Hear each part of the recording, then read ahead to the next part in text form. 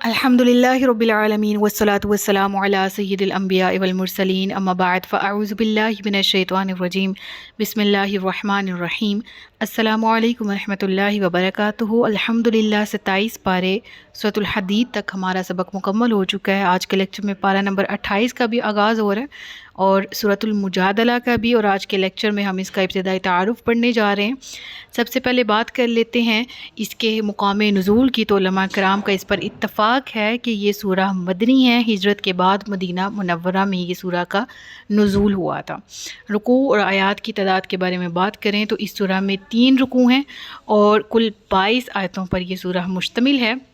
مجادلہ basically کہتے کس کو ہیں؟ جدال سے یہ لفظ ماخوذ ہے، بحث و تکرار کرنا، ٹھیک ہے۔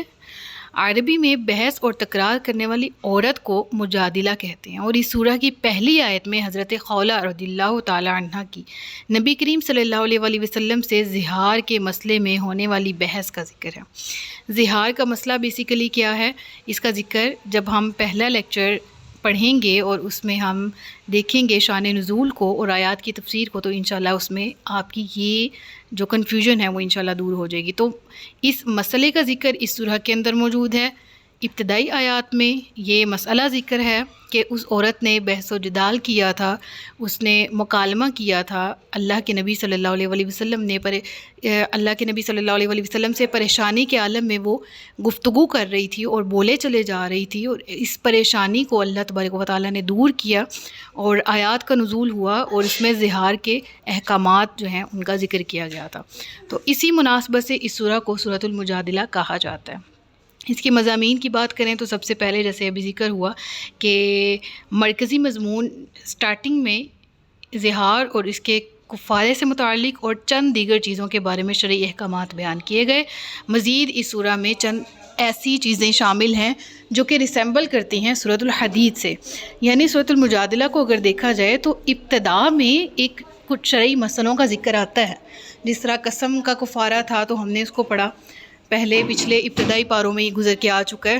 تو یہاں پڑھیں گے زہار کا حکم کیا ہے اور اس کا کفارہ کیا ہے، اور اگر ایک پرسن ہے وہ پہلا جو صورت بیان کی گئی کفارے کی وہ نہیں ادا کر سکتا تو اس کو دوسری صورت پہ موو کرنا ہے، اور اگر دوسری کے قابل بھی نہیں ہے تو تیسری صورت کی طرف موو کرنا ہے، وغیرہ وغیرہ، ٹھیک ہے۔ تو اس کی ڈیٹیلز انشاءاللہ ہم تفسیر کے لیکچرز میں پڑھیں گے۔ تو پہلے نمبر پر یعنی مین کانسیپٹ جو اس سورہ کا ہے وہ اسی جس پر اس سورہ کا نام رکھا گیا اور اسی مسئلے پر ہے۔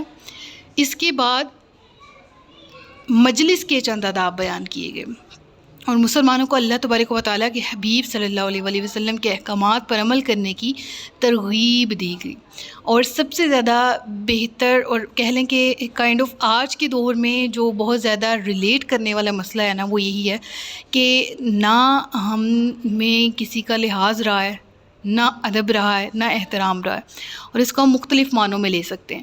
اللہ تبارک و تعالیٰ کے نبی کی بارگاہ کا، ان کے بارے میں بات کرنے کا، ان سے متعلق بات کرنے کا ہم میں ادب نہیں رہا، ٹھیک ہے، ویسا ادب نہیں رہا جیسا شریعت ہم سے ریکوائر کرتی ہے، جیسا قرآن ہم سے کہتا ہے، ٹھیک ہے، کہ تم اللہ کے نبی کی تعظیم کرو۔ تو اس تعظیم کے کتنے درجات ہیں ہم اس پر پورا اتر نہیں سکتے، ایون یہ کہ ہم کہہ لیں کہ ہم ان تعظیم کے درجات میں پورا تو نہیں اتر پاتے، لیکن ہمیں کوشش کرتے رہنا ہے، ٹھیک ہے، ہمیں مسلسل سٹیپ بائی سٹیپ موو کرنا ہے تاکہ ہم اس اپنے گول کو اچیو کر پائیں جس کے لیے ہم محنت کر رہے ہیں۔ اور وہ گول کیا ہے کہ بادب با نصیب، بے ادب بے نصیب۔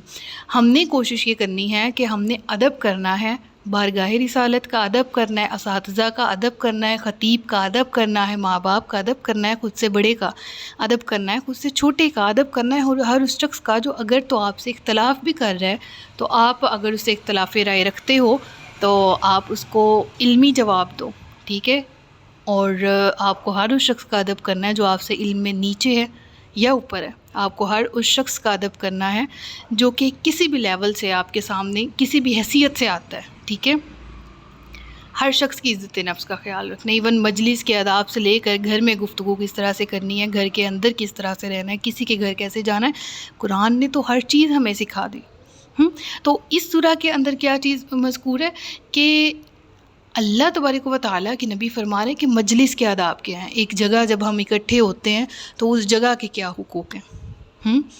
جس طرح میں یہ پڑھتے ہوئے سوچ رہی تھی کہ ہمارا مذہب تو وہ ہے کہ جس نے ہمیں راستے میں چلنا کیسے ہے، راستے میں بیٹھنا کیسے، اس کے آداب تک سکھا دیے۔ تو چھوٹی سے چھوٹی چیز، میرے استاد محترم کہتے ہوتے تھے کہ ایک پرسن کی ذاتی زندگی سے لے کے حکومتی معاملات تک، ریاستی معاملات تک، الغرض یہ کہ چھوٹی سے چھوٹی چیز سے لے کر بڑی سے بڑی چیز تک جو معاملات ہیں ہمارے، ان سب سے ریلیونٹ، ان سب سے متعلق اسلام ہمیں گائیڈ لائن پرووائڈ کرتا ہے۔ سبحان اللہ۔ تو ایسا پیارا دین ہے ہمیں ملا، تو ہمیں کیوں نہیں کوشش کرنی اس کے احکامات پر عمل کرنے کی؟ ہمیں مزید کوشش اور محنت کرنا ہے اور اللہ اور اس کے حبیب کے احکامات پر عمل کرنا ہے، اور اسی کی ترغیب اس سورہ میں دلائی گئی، ٹھیک ہے۔ اور جو دینی علماء ہیں، ہمارے اساتذہ ہیں، مشائخ ہیں، علماء کرام ہیں، ان کی بھی عزت کرنی ہے ہم نے۔ ان کی تعریف خود قرآن میں کی گئی اور ان کے مقام اور مرتبے کو اعلیٰ بیان کیا گیا، مقام اور مرتبے کو واضح کیا گیا۔ تو ہمیں ان چیزوں کی ہم کمی کا شکار ہو رہے ہیں دن بدن، جیسے جیسے ہم آگے جاتے جا رہے ہیں اخلاقی طور پر گرتے چلے جا رہے ہیں۔ تو ہم نے ان چیزوں کو اپنے اندر دوبارہ سے پیدا کرنا ہے، اس روح کو دوبارہ سے تازگی بخشنی ہے جو اسلام کی اصل روح ہے، ٹھیک ہے۔ اور ہمیشہ یہ چیز تو میرے اپنے ایکسپیرینس میں ہے کہ جو شخص ادب کرتا ہے علم بھی اسی کو ملتا ہے، اور علم بھی اللہ تبارک و تعالیٰ سے مانگتے وقت علم نافع کی دعا مانگا کریں کہ ایسا علم نہ ہمیں مل جائے کہ جو ہمیں بے ادب کر دے یا بے عمل کر دے یا ہمیں تعصب کا شکار کر دے۔ اللہ علم نافع عطا فرما۔ اس کے علاوہ اس سورہ میں منافقین کی سرزنش کی گئی، جو یہودیوں سے محبت کرتے تھے، مسلمانوں کے راز ان تک پہنچاتے تھے، جھوٹی قسمیں کھاتے تھے، اللہ تبارک و تعالیٰ اور اس کے حبیب سے عداوت رکھتے تھے، دشمنی رکھتے تھے، اور ان کے احکامات کی مخالفت کرتے تھے۔ تو ان منافقین کا یہاں پر ذکر کیا گیا سورہ میں، اور ان کی سرزنش کی گئی، بھرپور انداز سے ان کو جھٹلایا گیا اور ان کے اس برے فعل کو عوام الناس کے سامنے ظاہر کیا گیا۔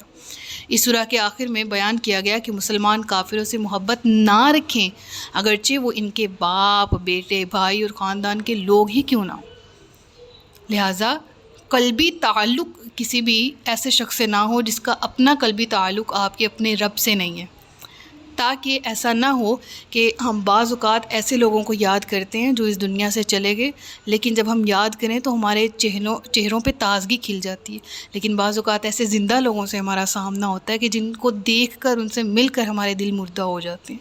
تو ایسی گیدرنگ سے خود کو بچائیں، ٹھیک ہے۔ اور اس سے متعلق انشاءاللہ تفصیلات ہم اس سورہ کی آیت میں پڑھیں گے بھی۔